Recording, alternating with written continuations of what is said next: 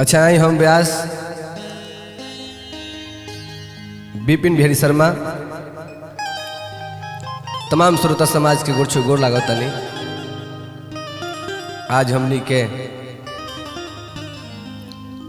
आदरणीय दिवाकर सर जी के माध्यम से लाइव रिकॉर्डिंग हो रहा बा। ये सामाजिक गीत से माध्यम से कोनो प्रकार की त्रुटि हो जाए तो करा सब क्षमा करे। हाँ गीत के भाव कैसे केहू के तकला से जिंदगी सवर जाला,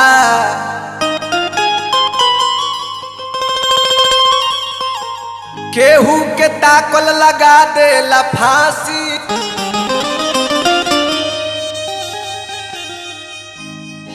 केहू जे ना ताकल समझी अनर्थ भइल, केहू जे ताकल तो जीवन भर के गासी।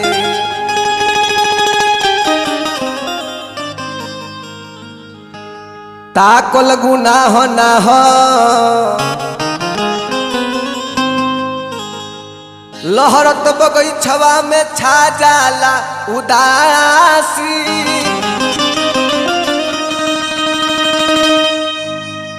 ताकि मत माकी मत ढाकी मत ठाव ठा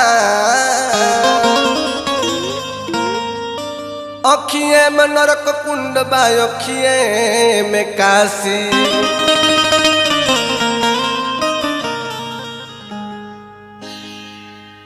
आदरणीय स्वर्गीय गुलाब शर्मा जी की रचना में कैसे जात पात पौआ पार्टी के कारण, जात पात पौआ पार्टी के कारण भारत के बुरा हाल हो गईल। जात पात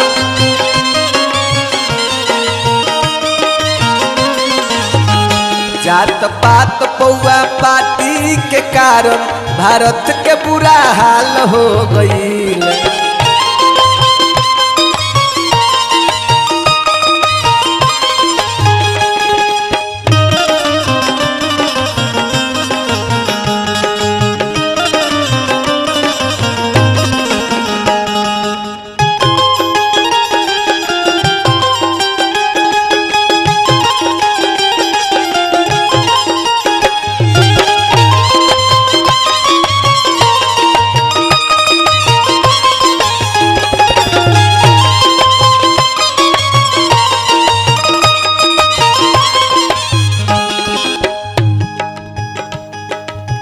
कहे के भाव कैसे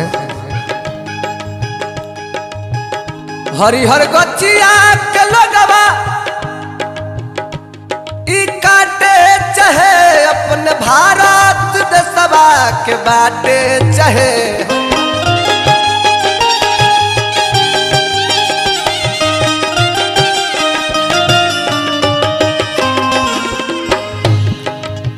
और का अपने लोगमन से मिल के मुदैया बहेलिया के जाल हो गईल।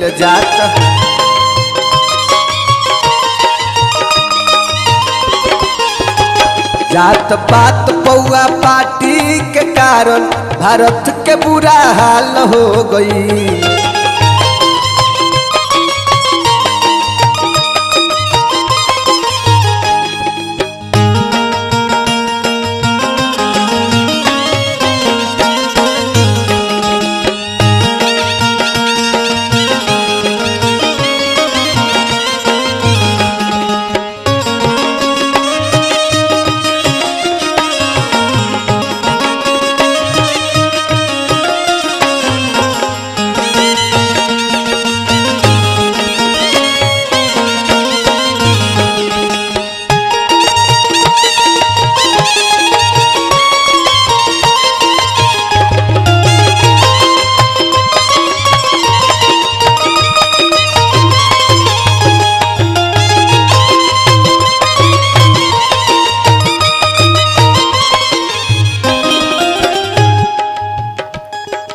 और कहत नहीं कैसे वहाँ के आज के नेता लोग आ दलाल में कोनो अंतर नहीं खे। वहाँ के रचना में कैसे यहाँ होता ते कुर्सी के राई जहाँ केहू का करी है केहू के भलाई यहाँ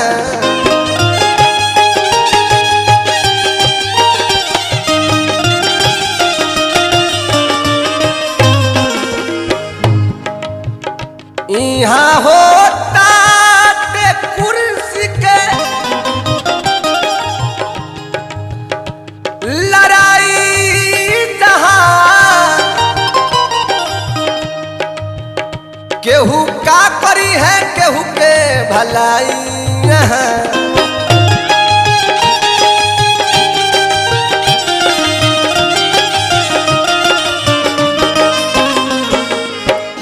नोट से वोट नोट से वोट नोट से वोट हवा बिकाता कि नेता लोग दलाल हो गई।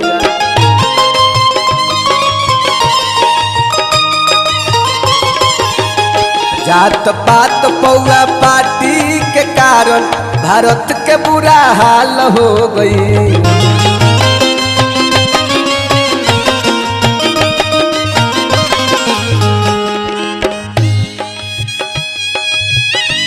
वाह वाह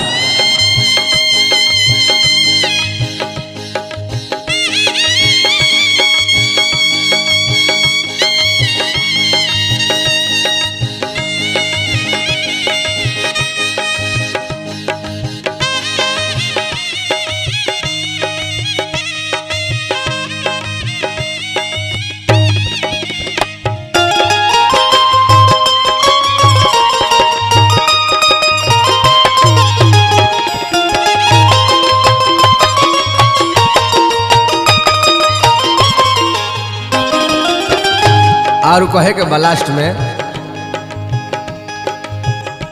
के करा के हो बूझी कौन भाव से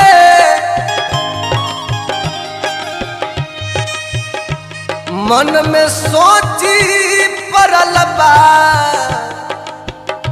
ई घाव से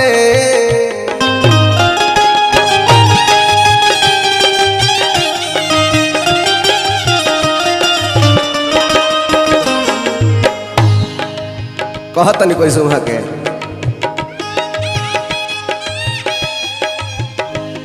करा के हम बूझी कौन भाव से मन में सोची परल बाई घाव से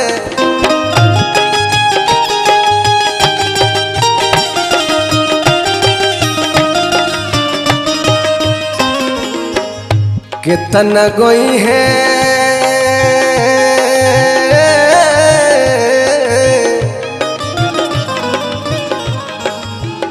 कितना गोई है कितना गोई है गुलाब जी बनई है कि जियला मुहाल हो गई।